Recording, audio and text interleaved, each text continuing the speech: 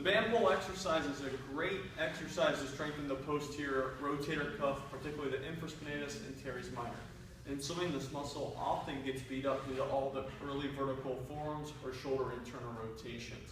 So this band pull exercise is just a progression from the I don't know exercise. If you don't know the I don't know exercise, all it is standing with your knees bent in a strong athletic position, elbows next to your side, then pulling apart an imaginary band or doing an I don't know position.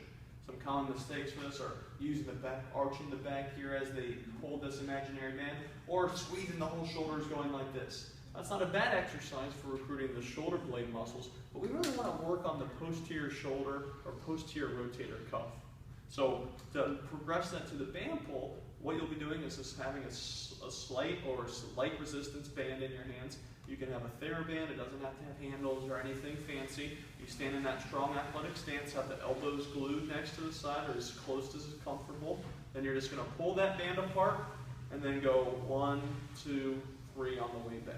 Once again, we're pulling that band apart nice and strong, then 1, 2, 3 on the way back.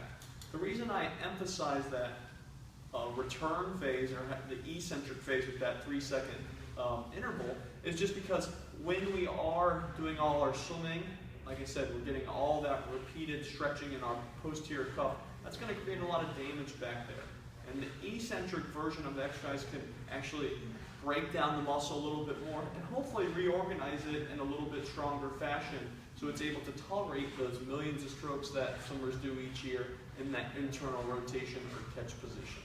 This is the band pull exercise.